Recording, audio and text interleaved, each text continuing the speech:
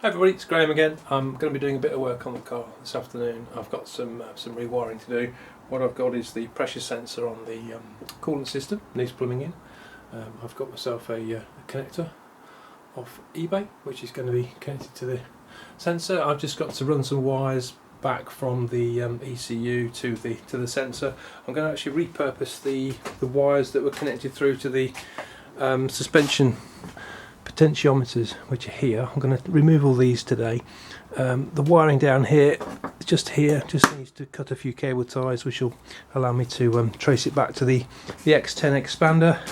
And then what I'm going to try and do is make up another short sectional loom to go from the X10 to the sensor, which is just here on the side of the coolant tank. And then what we can then do is run the engine, get the water temperature up to temperature and see what kind of pressures we can read from the sensor. So that's the plan for today.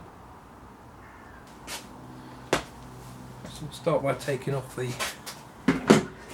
cable ties. There you go, the first one. I designed these in Fusion 360, these little mounts. They were printed by 3D People, which is an online printing company who produce some pretty incredible quality components. And I just find it a lot easier than buying a printer and doing it myself, because they have to worry about the quality, obviously, if they can't send something to me if it's not been printed properly. So, but that's included in the cost, of course, isn't it? You know, you pay these people to provide a service, and that's what they do. So just undo these screws and then remove both the potentiometers, which will clear up the back a little bit. Put them on there. So I've got about 2 or 3 years worth of data from the potentiometers. I don't really need to keep logging. I know how much downforce the different wing angles produce, so if I need to I can just refer to the data I've previously logged in order to work out what kind of downforce I'm getting from the wing. Right, let's take that one off there. So these were printed a few years ago, and they've survived. They've done really well, actually, considering how hot the engine compartment gets on these cars. Just put those back in so I don't lose them. There's the first one. I'll do the second one. They're just printed in PA12 nylon, but I get them dyed black, otherwise they'd be white and would look a bit silly, wouldn't they? It's all part of the service provided by 3D People. There's the second one. That's both of those taken off. Just do the fasteners up so I don't lose them. The fasteners are a pain to source, because the thread I chose in Fusion 360 was something like M2.5. I didn't realise until I had them printed that you can't actually get those size screws very easily. Anyway, that's both the potentiometers removed with the connector, which is a 4-pin connector, and I'll now put these in a safe place, probably in the cupboard, and now we can move on to the next part of the job. Right, so I don't have any spare 4-way bodies, so what I'll do is I'll take the green plug out the centre of this one, which will then allow the 4 pins to be extracted out the back with the wire still on them. And then what I can do is get 4 new crimps and crimp those to some new wires to make the Y piece. So then we can then plug in the pressure sensor. So what I will do is try. It's quite tricky. I think I can get that out of there. Looks like I need to hook it out. I've got an Allen key or something small enough that I can get in there to do that with. Must be something on the bench.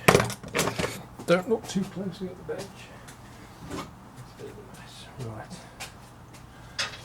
Let's try an Allen key in the back. It should pop out, shouldn't it? Theory. There you go.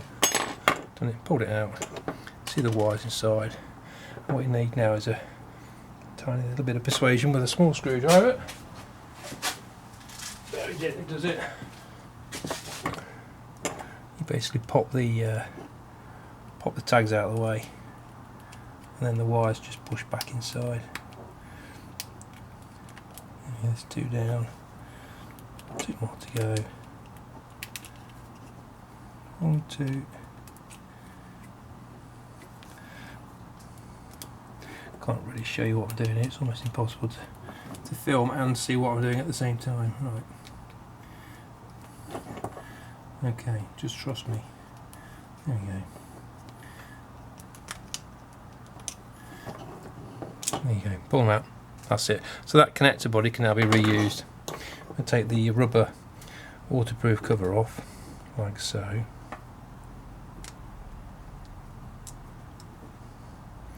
What I can then do is I can find 4 more pins. There's the rubber connector. 4 more pins, crimp some wires to it, and I can make the wire splitter. Next part of the job is to cut some of the cable ties that are holding the loom in place. There's the connector that comes from the X10 expander, so what I need to do is just carefully cut all these little tiny cable ties.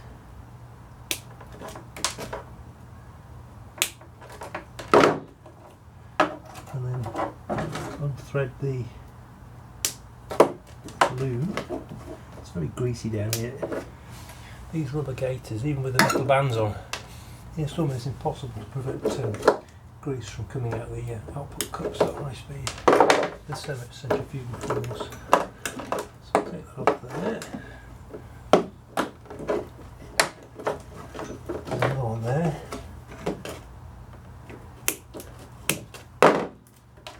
Okay, and there's another one.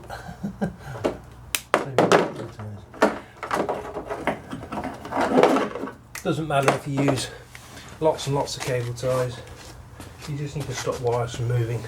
If they're moving, they're probably going to be chafing on something, and then you don't want that. That's the water bottle there. So the cable that comes down here goes up there. So if I share, let's have a look.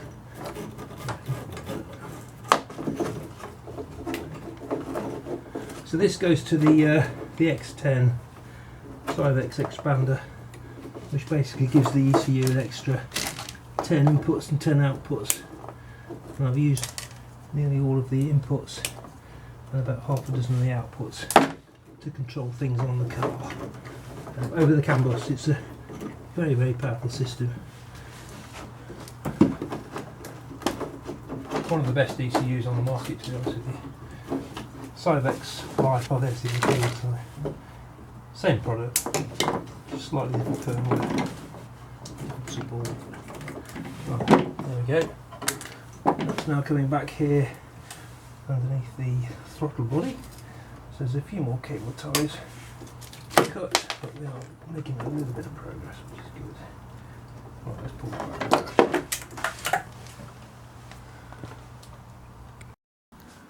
So the next job is to remove the side pod cover, which gives me access to the internals of the engine compartment, and the bits that are hidden, like the air bottle and the water bottle.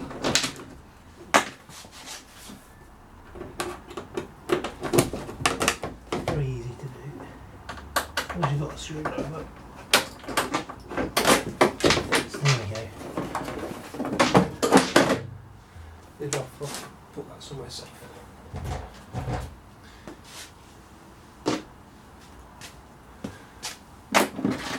That's now revealed the side of the engine so I can get at the wiring.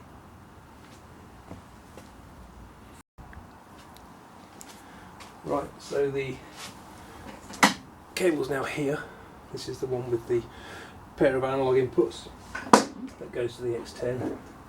More cable ties. I think there's another one there. Yeah, looks like it. Okay. Goes in there. There we go. Oh, okay, that's good. Okay, underneath the throttle body. There you go. I might need to tear that off. There's that bin there. And that's a dead end by the looks of it. That's a pain. Looks like I might need to take the throttle body off to get the cable through past. Oh no, okay. Yeah, there's a lug on the side of the throttle body. And when you fit it, basically it stops any wires from going past it. So I think I'm going to have to drop the throttle body off,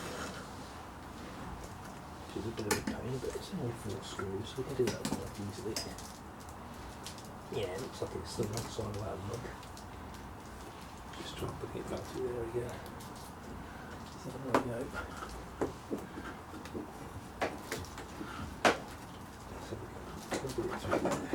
Ah, yeah, there we go.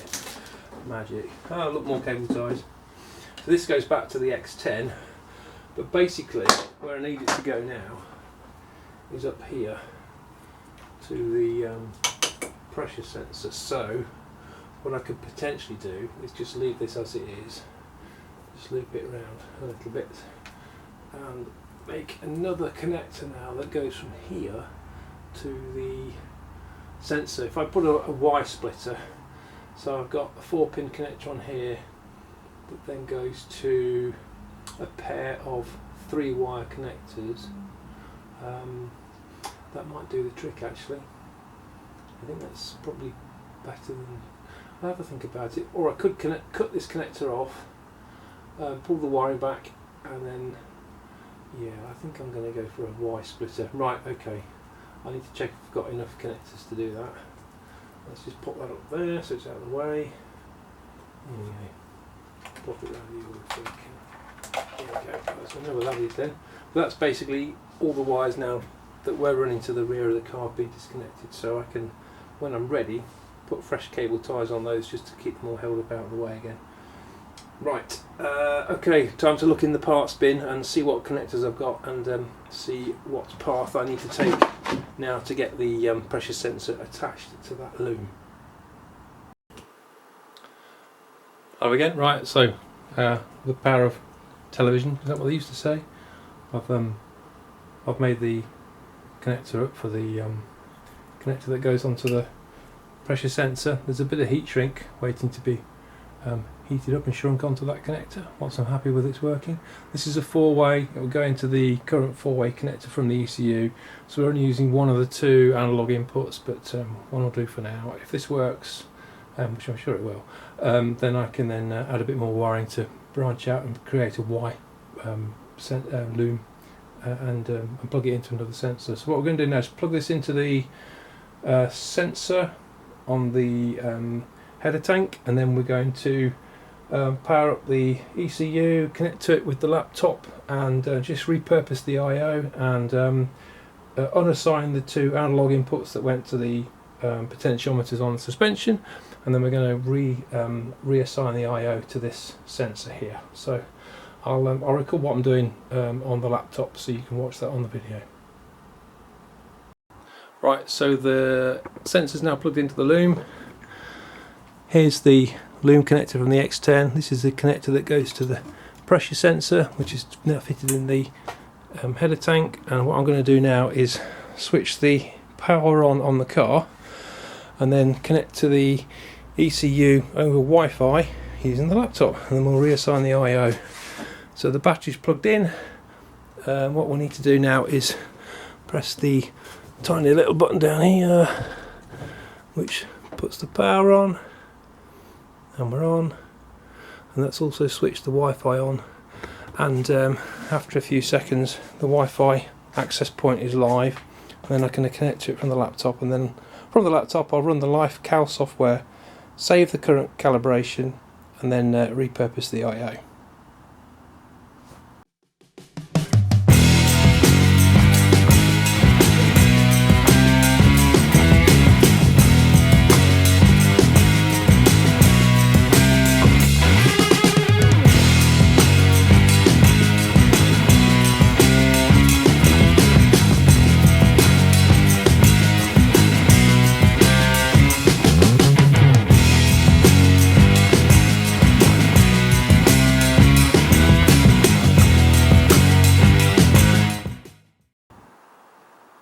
Right, we've got some success. The sensor is plumbed in and working. It's returning a pressure. It's not the right pressure yet because the calibration for the sensor needs to be tweaked so that it shows the right pressure. But yeah, success. So ECU's been recalibrated. It's connected to the engine coolant pressure sensor. It's given me a reading back. The next thing to do is to go and find the linearization table for that sensor, load it into the ECU, and then see what pressure reading it gives back. So yeah, good day's work. Thanks for watching. Please like and subscribe to the channel, and check back later for more videos. Thank you.